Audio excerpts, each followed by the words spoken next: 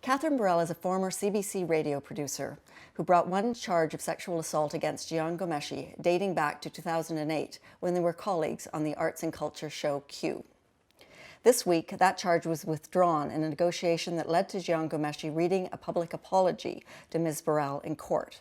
When court was adjourned, Kathryn Borel addressed media, where she delivered a blistering statement about Ghomeshi's behavior, the CBC's unwillingness to deal with her complaints at the time, and her belief that the Ghomeshi case will not be over until he apologizes to every woman who has come forward with allegations.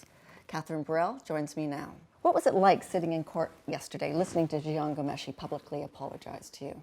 I think the main thing on my mind was actually like a logistical issue, because although I had asked the Crown and my lawyer, Sue Chapman, who's terrific, as many preliminary questions as I could in order to prepare myself for this day, I hadn't asked them, is he going to be facing me or is he going to be facing the judge? I didn't know who he was going to be delivering the apology to. And there was a moment where he did a small, super tiny, it wasn't even a quarter turn, but kind of turned slightly in my direction. And I was sitting next to my mom, and I can't remember who grabbed whose hand first, but suddenly my mom and I were holding each other's hands because I was worried that he was going to look at me. For some reason, I just didn't want him to look at me. I wanted him to look at the judge when he was delivering the apology. That's interesting you say that, because, you know, technically an apology is a delivery of remorse to someone, and in a way the delivery was toward his back was literally to the gallery, a bit to your side from where you were sitting in court. So when I was told about the specifics of the apology, and I wasn't privy to the final draft of the statement, Michael Callahan, the Crown, Jamie Klukach, also Crown Prosecutor Sue Chapman, who is my lawyer, they were all really good about being transparent and bringing me into the process. But obviously, sort of at the end, it was privy to privilege, or it was subject to privilege. And I didn't see the final draft of the apology. But I knew that certain principles that we had laid out to Ghomeshi's team, to Marie Henin, had been met. What I had gleaned from the things that I had heard from my lawyer, Sue, was that it wasn't going to be as rigorous as we hoped for, because the Crown had drafted an initial draft of the apology that was a really scathing indictment of what he did. And that was written by Michael Callahan? And that was written by the Crown. Mm-hmm. And parts of that were shared with me. And there were a couple little amendments that I had made just to correct, I guess, the tone. At one point, the apology addressed me as you in the second person instead of her in the third person. And for some reason, I didn't want him referring to me in the second person. And the reason for that is because I wasn't sure if his apology was going to be genuine. I wasn't sure if it was going to come from the heart. Because this was a deal that was brought to us by the Henin team. And I don't think that it was Ghomeshi's idea. I knew that we were going to get some kind of admission, not in the legal sense, but some kind of admission that this had happened to me, that there had been an incident of physical touching. I knew he wasn't going to get into the specifics of what the charge was, because I had been told that by my lawyer through the Crown. Mm-hmm. So in that moment where he was possibly going to turn and deliver the apology to me, I didn't want to look him in the eyes, because I didn't think that it was going to be fully genuine, if that makes any sense. Well, there are a couple of things that are apparent from that statement. One, there was a sense that you really didn't want any personal interaction with him, the sense of him looking at you or even speaking to you directly. Is that almost a visceral thing, do you think? I think so. I think that I worked for him for 3 years. He debased me for 3 years. I'm still feeling the consequences of that debasement, to be honest. I think when I saw him in court, I know the word trauma we've been talking a lot about trauma, and it's a big word, but I do believe that I was traumatized by him over the course of those 3 years. And so the idea of him, my abuser, looking at me in the eye, while he was apologizing to me in what was perhaps not quite a genuine apology, because it was structured in the judicial system, worried me. I just worried what effect it was going to have on me. So you had not seen him then since you left Q in 2010? I actually, no, I had seen him once. So a year after I left the country, so it was 2011, I was living in Los Angeles, and I think he had just gotten his book deal for that book that he wrote. And he contacted me over Facebook. And he said, hey, I want to talk to you about writing this book that I'm writing, and would love your advice on what it's like to write a book, because I had written a book, or it had been published a year before. And I talked to my parents about whether I should meet him. I talked to my boyfriend at the time about whether I should meet him. I talked to friends because I was like, I don't want to go. While I didn't feel like I was still under his thumb, I also felt like he was still a very powerful man in Canada, and if I ever needed to go back, what if I needed something from him? And so I went to the Sunset Marquis, which is a hotel in West Hollywood, and we met by the pool, and within minutes of us sitting there, he said, is it all right if I take off my shirt? And I was like, I guess so. And so he took his shirt off and then lay there bare-chested as we had a drink, and I had a drink and I got out of there as fast as I could, and knew obviously that I'd made a mistake in going there. Were you able to even process what he was saying, the actual words he was saying in court yesterday? I want to talk to you specifically a bit about those words, but were you actually able to digest? I didn't process the statement as a whole. I think I processed the parts of the statement that bumped for me. And the part that I immediately think of right now that bumped for me was when he referred to our friendship. I can't remember exactly the wording of it. I can tell you. Okay. He said he didn't realize he was being inappropriate and suggested he thought it was okay because this was a creative environment and there was, quote, an office friendship with you. Right. And it's funny that hearing that read again, I didn't even pick up on the creative environment part. I think I was blacking out a little bit during the apology because it was a pretty surreal experience. And again, that shocks me, right? Because it was a creative environment. It was okay that he bends me over a desk and touches me in the way that he did. I work in Los Angeles now. I've been in writer's room, which have been very male dominated. I've never been bent over a desk. I've never had my butt grabbed. I've never been told by one of my male colleagues that he wants to hate fuck me. So that to me is nuts. And then as for the office friendship, we weren't friends. We never went out one-on-one and had a drink. I never set foot in his house for a Christmas party. He was mean to me all the time. You know, you're not mean to your friends, even with your office friends. I have friends, I have office friendships from Q. Jian Ghomeshi wasn't my friend. He was in a power position over me at all times. And a friendship to me is a democratic relationship where both parties are equal. We weren't equals. We were never equals, and he took every opportunity to remind me of that. What was interesting about sitting in court and then your statement after, was the different versions of events, the way they were portrayed. For instance, the term sexual assault was never used by him, Marie Henein or Jian Ghomeshi in his apology to you. He talked instead about being sexually inappropriate, which is a lesser, is non-criminal, obviously. But your statement outside was strongly worded and unequivocal. You said he violated me in ways that violate the law. How important was it to you to make very clear to the public that this was, you were not accepting that this was anything less than a criminal behavior? It was literally the only reason I took the deal, was to have an admission on his part. And while that admission had to be built through pieces of information that were revealed in court, so what I knew was that Michael Callahan was going to get up in front of the judge, discuss the terms of the 810 peace bond, and say in text what the charge was, which was the incident that we now all know about, bending me over the desk and pretending to have sex with me from behind while fully clothed, which is a physical violation, which is sexual assault.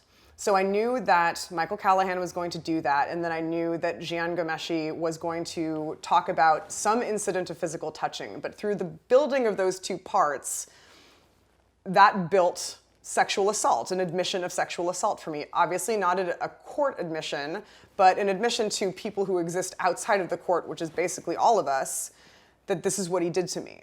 I needed to make sure that when I was out on those courthouse steps, to remind everyone of what the incident was, and to remind everyone that that incident was criminal. And the criminal charges were brought against this man.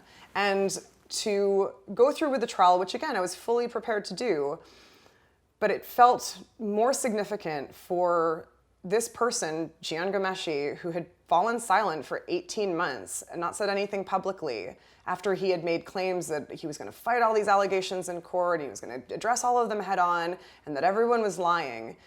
And then that he went quiet afterwards. I felt it was really important optically, and to me and hopefully to other people, to send a message that he did this and that he said it, he had to say it. And sure, he used vaguer terms, but he said it.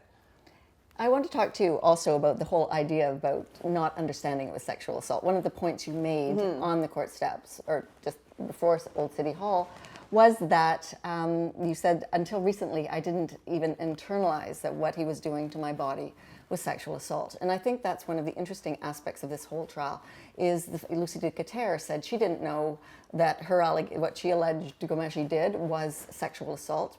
She thought you had to be raped and beaten. I'm just curious to know when you realized, how did you come to the realization that that behavior constituted sexual assault? When the cops told me.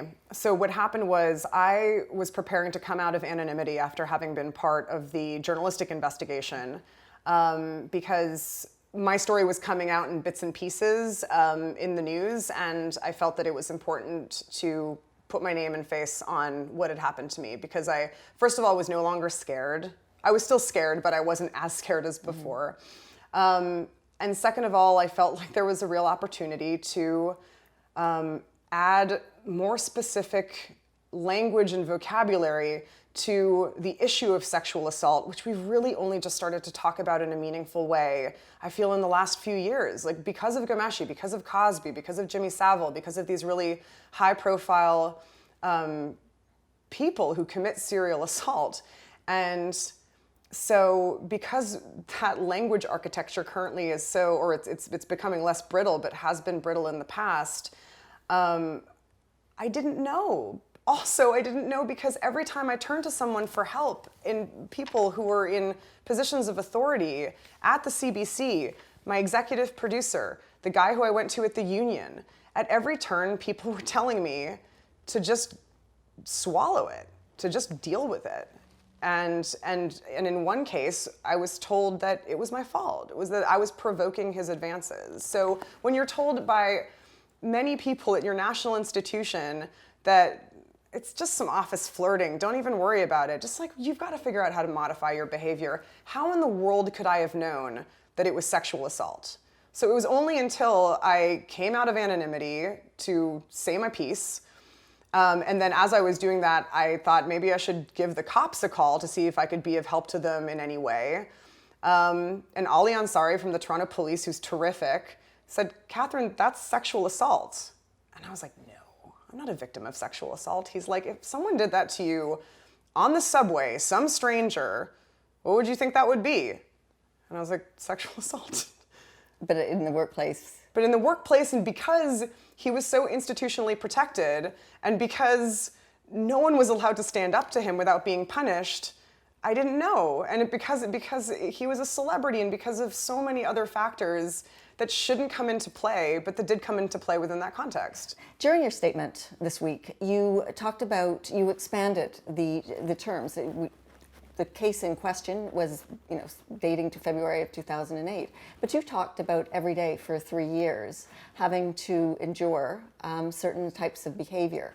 You were talking about a climate of abuse generally when you made that statement? I was talking about a climate of abuse that began before I was even hired on that show. A climate of abuse that began in 2006 when he approached me after hearing a piece that I'd done on Metro Morning that he'd liked, and he approached me, he emailed me and said, "I liked your piece, can you meet for coffee?" I met him for coffee. He made an off-color comment about the tightness of my tank top, which I brushed off because if any woman was to get outraged every time a man made a comment about a piece of clothing they're wearing, you'd just be screaming all day, every day.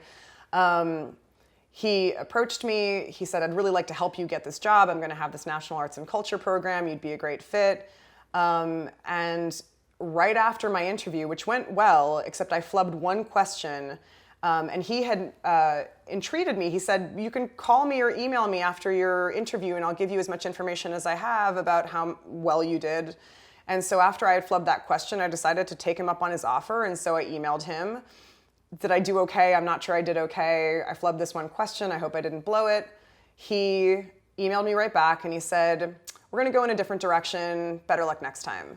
And it was so offhanded and it felt so brief and a little cruel that I was confused because the tone had been, I'm going to help you. I'm going to help you get this job. And it wasn't until I think almost 24 hours later that he wrote, and I had called him and I had texted him and I was like, are you kidding? I don't know if this is a prank. I'm starting to feel really bad and insecure and confused. And you told me that I could call you for help and for information. And anyway, if you could clarify this, that would be great. And it wasn't until the next day, after I'd really been doubting myself and feeling bad, that he said, "Oh no, I was just kidding around." Recently, the National Post ran a story in which 2 other women came forward to say that they experienced similar behavior. Did you think at the time that you were alone in experiencing this? I knew I wasn't alone because all of my other colleagues were also being abused by him in different ways. He seemed to reserve the sexual stuff, at least at Q, he seemed to be reserving the sexual stuff for me, for whatever reason. I don't know why. But everyone had their own tailor-made abuse that was based on their own insecurities, their fears. He was really good at getting to the soft belly of who you are and sort of attacking that spot. He was really good at playing people off each other. My colleague Tori and I, her nickname that Jian gave her was T-Bird and mine was K-Bo. And sometimes he would play us off each other. So he would be really, really nice to Tori one week and then he would freeze me out that same week. And then the tables would turn and suddenly I would be the favorite and then Tori would be out in the cold. And the way that he would demonstrate that beyond just his office behavior was in the credits on Fridays when we would run the credits and he would say the list of producers who worked on the show. He would give everyone, and thanks to Tori T-Bird Allen, and thanks to Kathryn Borel. And if he was displeased with you, he would leave out your nickname as a little punctuation mark on. So it sounds like you were on a psychological hamster wheel. All the time. And so when I was talking about in my statement yesterday about how it was everyday abuse, it was death by 1,000 cuts. That's how it felt. In court this week, the judge said that you had, quote, significant input into the resolution and the way it played out. Could you walk us through how that happened? Let's go back to when you first realized there could possibly be this kind of resolution put forward. Right. So a little bit of background context here. So in mid-March, I got a call from my lawyer, Sue. And then in mid-April, I was flying to visit my grandmother and on a layover in Salt Lake City. I actually had a call planned with the Crown because I just wanted to talk about what evidence was going to be presented, what I was going to be expected to say in direct testimony. I wanted to know, maybe what Marie Hennon's tact was going to be in terms of, dismantling my credibility on the stand because I figured that was probably coming considering what had happened in the February trial. I just wanted to have a chat with the Crown, and they've been great the whole time. So we set up the phone call, and so as I started to say, hey, when am I coming? What's the day that I'm arriving? Michael Callahan said, actually, there's a new deal on the table that's come from the Hennon side. And it's this. It is an 810 peace bond. And then he described to me what that was. And then he said it comes with an apology. And we all had a conversation. And I feel really grateful that they included me in the conversation to the extent that they did. So we all had a conversation about resolutions that were in the public's best interest. And sometimes what is in the public's best interest and what is in the complainant's best interest, especially in cases of sexual assault, that doesn't necessarily happen in the courtroom. And so we started talking about how powerful it would be to have him open his mouth for the first time after 18 months of not speaking and denying all these charges, for the first words out of his mouth to be, I did this to Kathryn Borel. And we didn't accept the deal. We then started talking about what the wording of the apology was going to be. And essentially, we didn't accept the deal until Monday because Michael Callahan drafted. Sorry, just to put it in the context, we're talking Monday, 2 days before. 2 days before, 1 day before I was expected to fly out. So we started talking about this apology. Michael Callahan and Jamie Klukach started drafting the apology. It came into me, I want to say, a week and a half after we had that conversation, possibly early May. I can't remember how long it took, but it took a week and a half, maybe 2 weeks for them to draft it. My lawyer called me, and because I couldn't actually have the physical copy because that was subject to privilege, but Sue gave me the broad brushstrokes of what was going to be in the apology, and it was really strongly worded.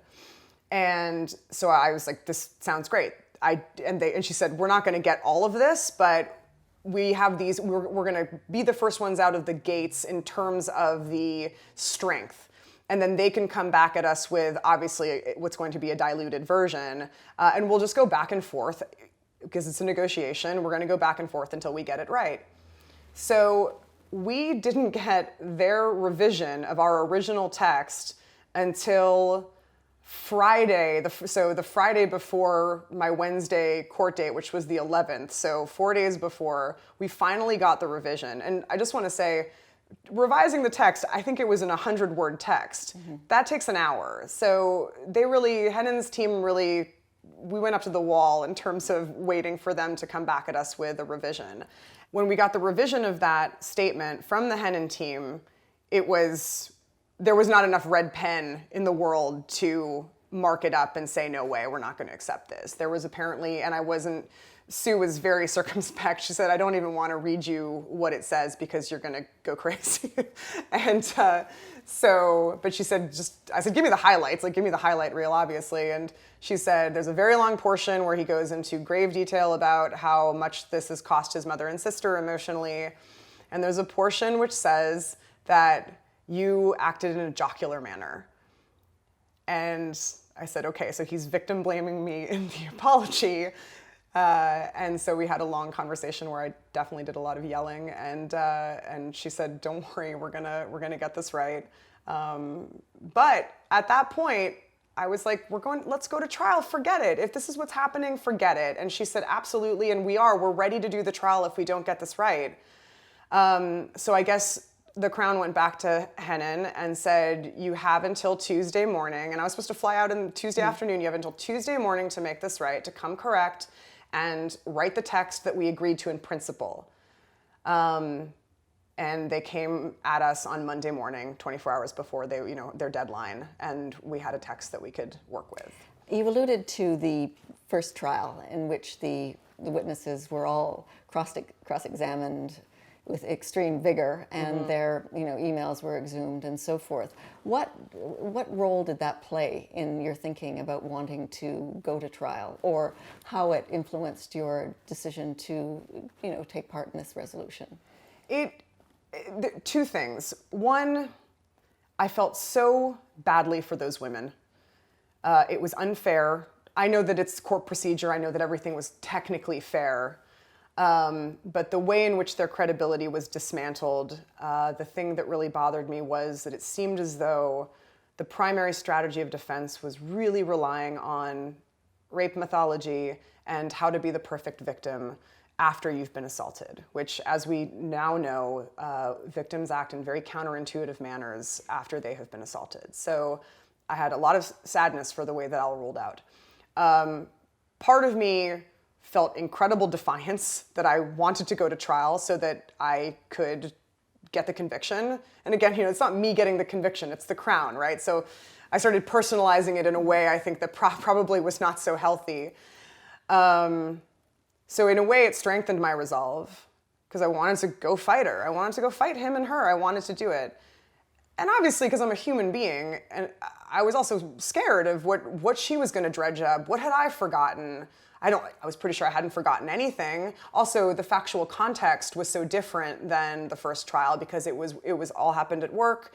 I never was romantically entangled with him. I never set foot inside his house, even for a Christmas party.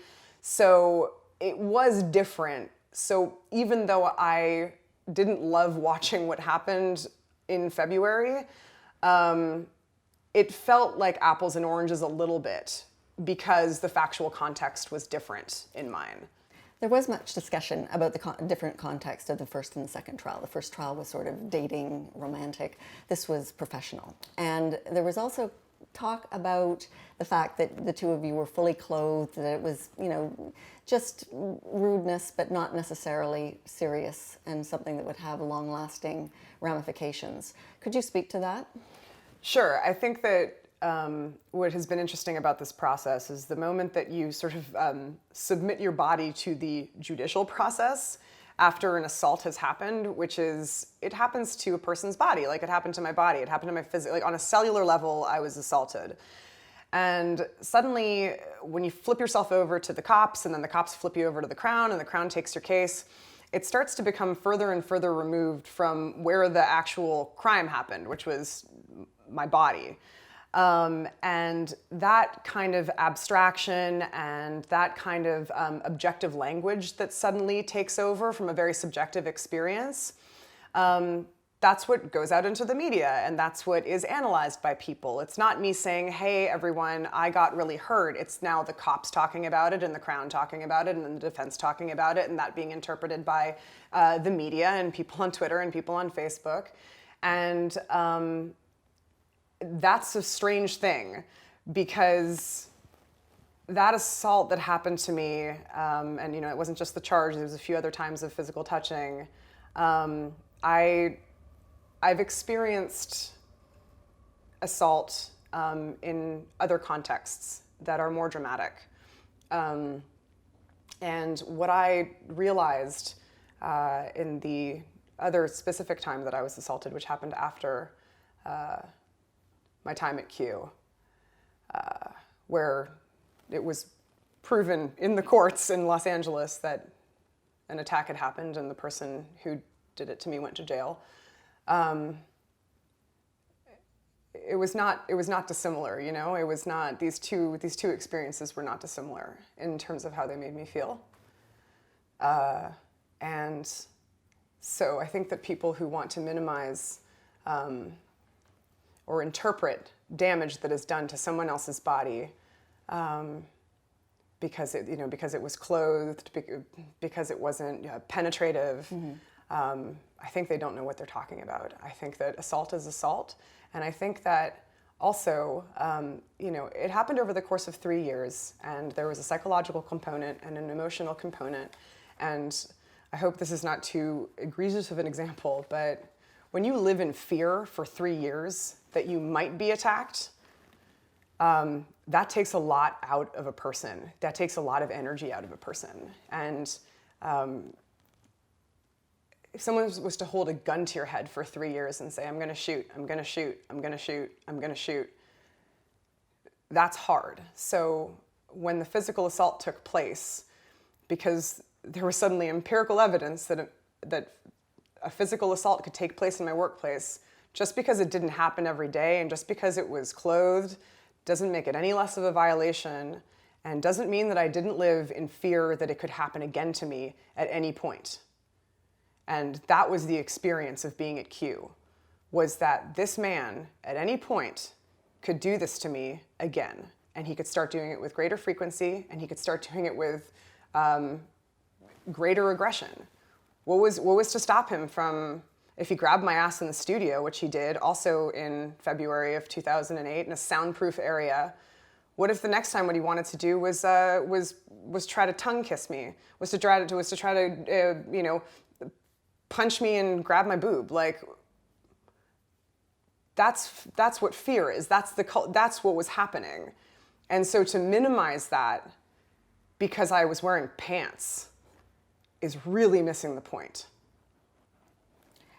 Jian Ghomeshi wasn't the only person who apologized to you this week. Hours after his apology in court, Chuck Thompson, who's the head of public affairs for CBC, went on As It Happens to issue a public apology. He was interviewed by Carol Off. Was that something that you expected? No, I actually saw your tweet, and so I went to listen to it. And Chuck Thompson has hedged a lot in these last 18 months. So I was surprised to hear him very uncomfortable as Carol Off. as Karoloff really laid into him yesterday. That was surprising to me. However, I think you said something about Chuck Thompson apologizing to me, and I'm not sure I heard the words, "I'm sorry, Kathryn Borel." Well, those are words you also did not hear in court earlier, but as you say, Karoloff was pretty tough with him, and she asked whether the apology was prompted by concern that you might sue the CBC. Mm-hmm. His response was, "That's a question that's best answered by Kathryn Borel." Well, Kathryn Borel, what's the answer?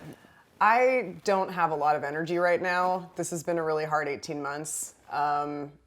Just preparing. I have a really demanding job in Los Angeles too. I usually have a few projects going at a time. So, and I have a life and I have friends and I like to play tennis and I like to go on bike rides. And so I have a limited resource of energy when it comes to this particular subject. And I, at this point, although I would really love an apology, a straight out, we're sorry that we created and promoted an environment that hurt you so much.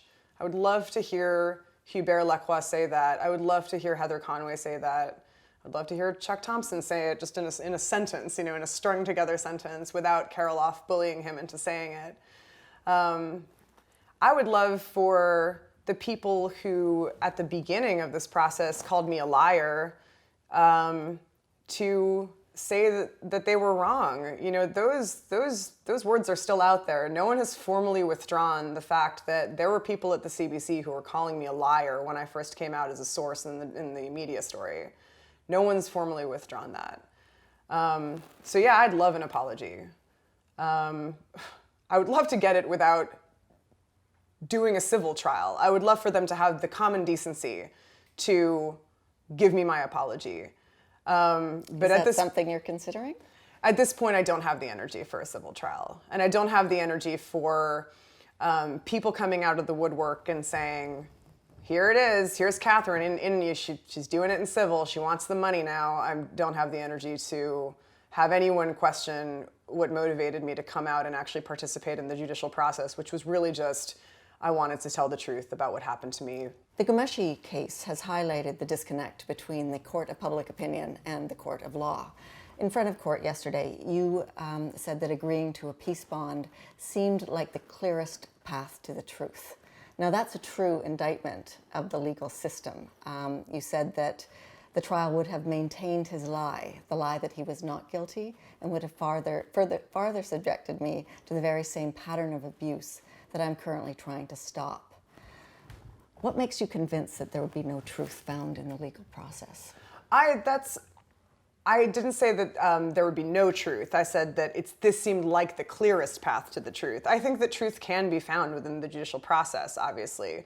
But I think, as you said, the chances of finding it in sexual assault cases, because the burden of proof is so high, it is much lower to get, there's just a much lower rate of conviction. We all know the numbers by now. It's a much lower rate of conviction. That's why people don't come forward, is because at every turn, you are doubted and you are questioned and you are told that you're a liar and that you're told that you're out for fame or out for money. At every turn, there is a disincentive to participate in the legal process. I wanted to participate in the legal process. That's why I came forward. But sometimes there are greater truths than what can be found in court. And I kept thinking, I'm about to enter, if I go to trial, I'm going to enter Marie Hennon's house. And her house has way different rules than my house, which is outside the courtroom, has. Those rules are fine. Those rules were put there for a reason, and sometimes they work. But for sexual assault victims, they don't work a lot of the time. I really like this quote by John Krakauer. He wrote this book on campus rape called Missoula, and he talks about how sexual assault is a crime like any other, except in every other crime, the victim is not assumed to be lying. And so that, for me, is a big disincentive. For me, it wasn't. I was ready to go to trial, but I can understand how that would be a disincentive for a lot of people. And so again, I believe that it can work. It worked for me in California 4 years ago. But in this case, because there was a very highly paid lawyer, because we were dealing with a celebrity, because we were dealing with just extenuating circumstances that were beyond just the facts of what happened, this seemed like the clearest path to the truth. You talked earlier a bit about feeling like public property as this case commenced, and it was an incredibly unique case in the sense of the celebrity factor that is associated with it. But you went under public. Can we talk a bit about that process for you in terms of, you know, the narrative or the longer narrative, and the fact that you were under publication ban, which was, everyone sort of knew who you were, but you were. How did you feel about being protected by publication ban? Was that something that helped you through it? It did. It helped me because I needed to still go to work. I still needed to make money. I still needed to get groceries on the table. I needed to take care of my poodle. You know, and the idea that my name would be out there because I'm a sensitive person and because I know how mean people can be when it comes to victims of sexual assault, I didn't want that in my day-to-day life. I already had enough stress with the trial coming up in my day-to-day life. I didn't think that adding my name to it at that point was something I could really handle, just in terms of my own stress levels and being able to sleep at night and being able to wake up in the morning with the energy to actually go about my day. Yeah. One thing that people who work in the field of sexual assault, lawyers, counselors, say that what victims of sexual assault want is to be heard and believed and recognized. And that there's not really a place in our court system, that's not something that's valued. The resolution that you reached this week allowed that to happen to a certain extent, and it also is one in which everyone is walking away saying, you know, everyone can say a certain amount of victory. You know, Ghomeshi's team can say they negotiated it. He doesn't face trial. You got to hear an apology. Do you feel that you were heard? I do feel like I was heard. I didn't know I was going to be heard when I was writing my statement and rewriting it. I had no idea what impact it was going to have. But I mean, I woke up this morning and I was on the cover of 2 newspapers. There were 5 photos of me throughout the Toronto Star today with really warm, thoughtful articles about what had happened. And not just about me, but thoughtful articles about where we're at in terms of dealing with the catastrophic problem that is sexual assault.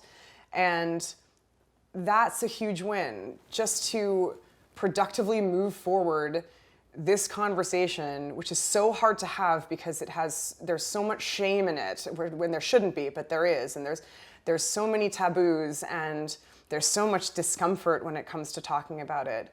To suddenly kind of see it in the newspapers and see it on websites and see it on Twitter and it being talked about in sort of that pall of shame, at least for today, and I think yesterday as well, to see that be really lifted in a concrete way, that was huge. And I think that's something that everyone should be really happy about. At one point yesterday on Twitter, after the trial ended, you were trending. You know, your hashtag Borel was trending above Ghomeshi. I don't know what that signifies, but certainly I think it signifies an appetite to have the kind of conversation that you're talking about. Yeah.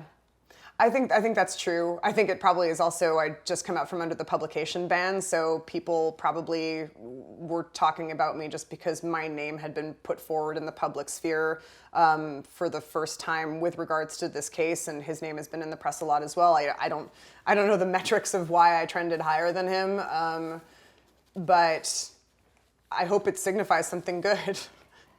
There's also the inevitable response that Ghomeshi is getting away with it. There's a sense that your case was a strong one in the sense that there was a witness, there was a paper trail, and you know, given the fact that the Henan side was very clearly motivated to come to some sort of resolution also speaks to that. What do you say to people who express frustration and remorse that he got away with it? I don't know what to say because I don't think he got away with it. Well, that, I guess, is a wrap. Thanks very much. Thanks, Anne.